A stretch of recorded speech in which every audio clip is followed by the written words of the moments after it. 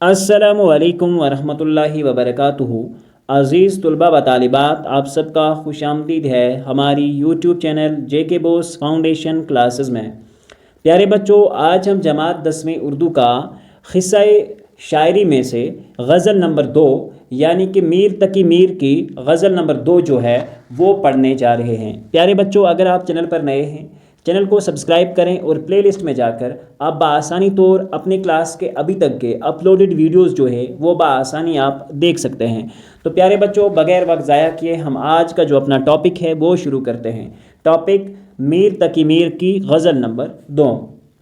غزل number 2 کا جو پہلا شعر ہے یعنی کہ جو اس شعر کا اس غزل کا مطلع ہے وہ کچھ یوں ہے: ہنگامہ گرم کن جو دل ناصبور تھا، پیدا ہر ایک نالے سے شور نشور تھا۔ تو پیارے بچوں، پی ڈی ایف کے دوران یہاں تھے ہے لیکن ایکچول میں یہ یہاں تھا ہے۔ آئی بات سمجھ؟ تو ہنگامہ گرم کن سے مراد ہوتا ہے فتن و فساد کو بڑھانے والا، فتن و فساد کو بڑھانے والا۔ ناصبور سے مراد ہوتا ہے ناصبرہ، یعنی کہ جسے ہم کہیں گے کہ بے صبر، صبر نہ کرنے والا۔ شور نشور ہوتا ہے قیامت کا شور۔ تو یہ مشکل الفاظ جو ان شعر کے اندر ہیں تو وہ ہم نے نالے سے مراد ہوتا ہے دریا۔ یہ شعر میر تقی میر کی ایک غزل کا مطلع والا شعر ہے۔ اس شعر میں میر اپنے محبوب کے ظلم و ستم کا بیان کرتے ہوئے فرماتے ہیں کہ میرا دل محبوب کے ظلموں کی وجہ سے اب بے صبر ہو گیا ہے، یعنی کہ میرے محبوب نے میرے دل کے اوپر اتنے ظلم ڈائے ہیں کہ اب یہ دل جو ہے وہ بے صبر ہو گیا ہے، اور میرے دل سے نکلنے والی آہ فریاد سے اب ایک قسم کی قیامت برپا ہوگی۔ جو یہ تکلیف ہے، جو یہ درد ہے، جب میں یہ بیان کروں گا، یہ دل سے جب آہ نکلے گی تو اس آہ کی وجہ سے قیامت برپا ہوگی۔ تو اس غزل کا اب دوسرا شعر پڑھتے ہیں۔ پہنچا جو آپ کو تو میں پہنچا خدا تئیں، معلوم اب ہوا کہ بہت میں بھی دور تھا۔ شاعر دوسرے شعر میں فرماتے ہیں کہ پہنچا جو آپ کو تو میں پہنچا خدا تئیں۔ تئیں ہوتا ہے خدا تک، تئیں سے مراد ہوتا ہے یہ جو لفظ ہے تئیں، تئیں سے مراد ہوتا ہے خدا تک، معلوم اب ہوا کہ بہت میں بھی دور تھا۔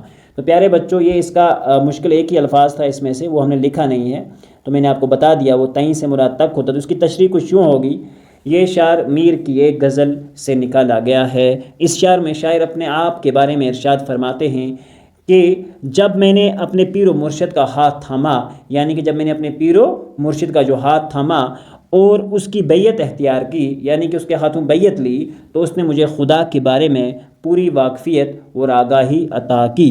آئی بات سمجھ بچوں؟ پہنچا جو آپ کو تو یہ اپنے پیر و مرشد کے لیے کہ آپ تک جو میں پہنچا تو آپ کی وجہ سے میں کہاں پہنچا؟ خدا تئیں، خدا تک پہنچا۔ ٹھیک ہے بچوں، یہ شاعر فرماتا ہے۔ تو اس نے مجھے خدا کے بارے میں پوری واقفیت و آگاہی عطا کی، اور جس سے میں اپنے حقیقی معبود برحق کو پہچان گیا۔ اور شاعر فرماتا ہے کہ میرے پیر و مرشد کی وجہ سے ہی میں اپنے حقیقی معبود، یعنی کہ جس کی واقعی طور پہ عبادت کرنی ہوتی ہے، اس کو پہچانا، ورنہ میں اپنے پیر و مرشد کا ہاتھ تھامنے سے پہلے اگر میں کہوں تو خدا کی ربوبیت سے بالکل ناواقف تھا، یعنی کہ خدا کے کرم، خدا کے احسان سے بڑا دور تھا، اور مجھے یہ معلوم بھی نہیں تھا کہ خدا کیا چیز ہے۔ اس غزل کا تیسرا شعر کچھ یوں ہے: آتش بلند دل کی نہ تھی ورنہ ایک کلیم، یک شعلہ برق خرمن صدا کوہ طور تھا۔ ٹھیک ہے؟ تو پیارے بچوں، اس میں یہ جو شاعر ہے وہ فرماتے ہیں، کچھ الفاظ معنی جو اس کے ہیں وہ ہم نے لکھ کے رکھے ہیں۔ آتش سے مراد ہوتی ہے آگ، بلند سے مراد ہوتا ہے اونچا، ٹھیک ہے، ورنہ ایک کلیم، کلیم سے مراد ہوتے ہیں یہاں پہ موسیٰ علیہ السلام، کیونکہ موسیٰ علیہ السلام کا لقب ان کو اس لیے دیا گیا تھا یہ کیونکہ رب العالمین سے کلام کرتے تھے، اس بنا پر آپ علیہ السلام کو کلیم کہا جاتا تھا۔ خرمن ہوتا ہے وہ روشنی جو آفتاب کے ارد گرد دکھائی دیتی ہے، آفتاب کے ارد دکھائی دینے والی روشنی ہوتا ہے خرمن۔ ٹھیک ہے بچوں؟ برق تو آپ کو پتہ ہی ہے، بجلی جو ہوتی ہے، کڑکنے والی بجلی جو ہوتی ہے، برق۔ ٹھیک ہے؟ صدا کوہ طور، وہ پہاڑ جس پہاڑ کے اوپر جا کر حضرت موسیٰ علیہ السلام اللہ کے ساتھ ملاقی ہوتے تھے، یا اللہ سے کلام کرتے تھے، ملاقی نہیں، اللہ سے کلام کرتے تھے۔ یہ کوہ سے مراد ہوتا ہے پہاڑ، اور کوہ طور وہ پہاڑ جس پہ موسیٰ علیہ السلام اللہ سے بات کرتے تھے۔ تو اس شعر کی کچھ تشریح یوں ہے بچوں: یہ شعر میر کی ایک غزل سے ماخوذ ہے۔ اس شعر میں شاعر فرماتے ہیں کہ جب موسیٰ علیہ السلام نے اللہ سے اپنا دیدار طلب کرنے کی دعا کی، اللہ تعالیٰ سے ضد کی کہ مجھے اپنا دیدار کرایا جائے، اس پر اللہ تعالیٰ نے موسیٰ علیہ السلام سے کہا کہ آپ مجھے ہرگز دیکھ نہیں سکتے ہیں۔ تو اللہ تعالیٰ نے موسیٰ علیہ السلام سے فرمایا کہ آپ میرے نور کی اس شرر کو، اس چنگاری کو بالکل نہیں دیکھ سکتے۔ آئی بات سمجھ بچوں؟ جو ہی اللہ نے کوہ طور پر اپنے نور کی ایک تجلی ڈالی، تھوڑا سا نور جو ہے وہ ایک کوہ طور پر ڈالا، تو حضرت موسیٰ علیہ السلام اس کو دیکھ کر بے ہوش ہو گئے۔ آئی بات سمجھ بچوں؟ تو آپ خود سمجھ لو کہ حضور اکرم صلی اللہ علیہ وسلم جو تھے تو جو حضرت موسیٰ علیہ السلام تھے، ان کی جو ضد تھی وہ کتنی خطرناک ضد ہو سکتی تھی، اگر وہ دیکھتی تو نہ جانے ان کو کیا بھی ہو سکتا تھا۔ اس لیے اللہ تعالیٰ نے ان کو ایک ڈیمو دیا کہ دیکھو آپ، جب انہوں نے وہ بجلی کی کڑک دیکھی تو اس کی وجہ سے وہ بے ہوش ہو گئی۔ حضرت موسیٰ علیہ السلام اس کو دیکھ کر بے ہوش ہو گئے۔ دراصل حضرت موسیٰ علیہ السلام کے دل میں محبوب کو دیکھنے کی انتہائی عشق کی حد تک نہ تھی۔ اگر ایسا ہوتا تو عشق کی بدولت ہزار با ہزار کوہ طور جل کے راکھ ہو جاتے، مگر افسوس ایسا نہ تھا۔ آئی بات سمجھ بچوں؟ اگلا ہے کل پاؤں ایک کاسہ سر پہ جو آ گیا، یکسر وہ استخواں شکستوں سے چور تھا۔ کاسہ سے مراد ہوتا ہے سر، کھوپڑی جسے ہم کہیں گے، استخواں مطلب ہڈی، ٹھیک ہے بچوں۔ یکسر سے مراد ہوتا ہے ایک جیسی دکھنے والی، اور جسے ہم کہیں گے شکستوں سے چور تھا، بڑا ہی تکلیف دہ تھا، ٹھیک ہے۔ شعر میں میر تقی میر سے کی ایک غزل سے یہ شعر لیا گیا ہے۔ اس شعر میں شاعر فرماتے ہیں کہ جب میں کل ایک راہ سے گزر رہا تھا، جب ایک راستے سے میرا گزر تھا، تو میرا پاؤں اچانک ایک مرے ہوئے انسان کی کھوپڑی جو ہے پر پڑا، کھوپڑی پر پڑا، اور وہ جو کھوپڑی تھی میرے پاؤں کے نیچے آنے سے چکنا چور ہو گئی۔ شاعر فرماتے ہیں کہ وہ جو کھوپڑی تھی میرے پاؤں کے نیچے آنے سے چکنا چور ہو گئی۔ اگلے شعر میں اس شعر کو کنٹینیوس کیا گیا ہے، اور اگلے شعر میں اس کا پورا میننگ ہے۔ کہنے لگا کہ دیکھ کے چل راہ بے خبر، میں بھی کبو کسی کا سرے پر غرور تھا۔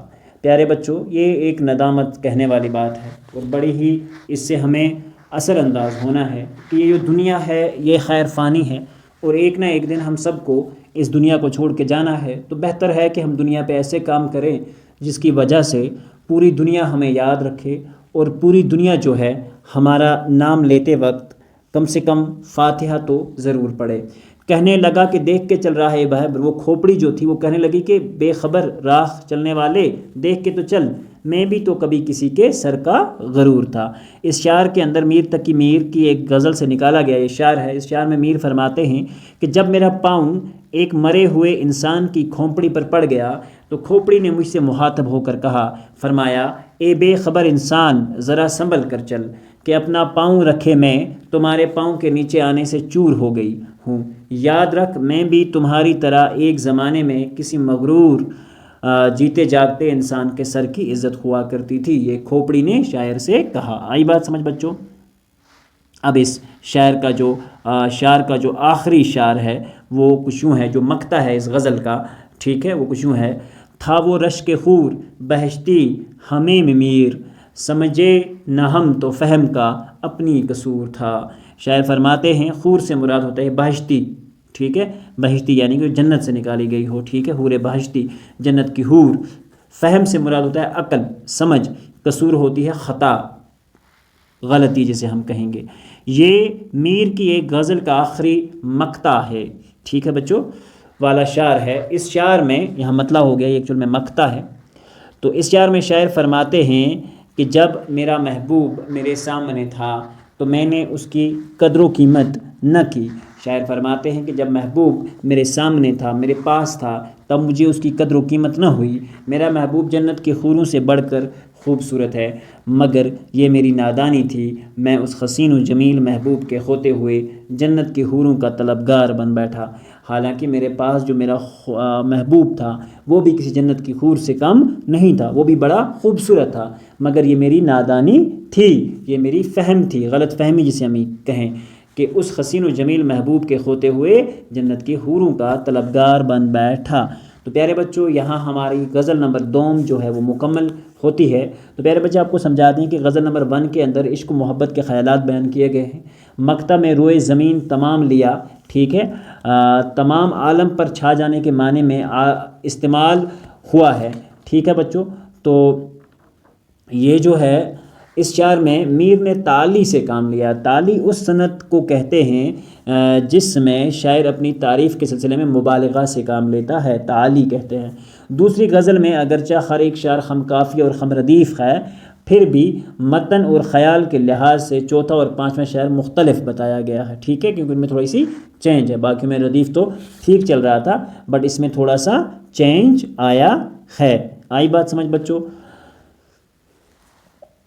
اس کے بعد یہاں ہمارا آج کا جو ویڈیو ہے وہ مکمل ہوتا ہے۔ امید کرتے ہیں کہ آپ کو آج کا ویڈیو جو ہے وہ پسند آیا ہوگا۔ پیارے بچوں، بہت محنت سے آپ کے لیے ویڈیوز بناتے ہیں۔ آپ سے گزارش کی جاتی ہے کہ اگر آپ کو ہمارا کام پسند آئے تو اپنے دوستوں میں ضرور شیئر کریں اور اپنے فرینڈز کو ضرور سجیسٹ کریں کہ وہ ہماری چینل پر وزٹ کریں۔ تو پیارے بچوں، ملتے ہیں اگلے ویڈیو میں، اور جس میں ہم میر تقی میر کے جو غزلیات ہیں ان کے درسی سوالات اور جوابات لے کر آپ کے سامنے حاضر ہوں گے۔ جب تک کے لیے اللہ حافظ و نگہبان۔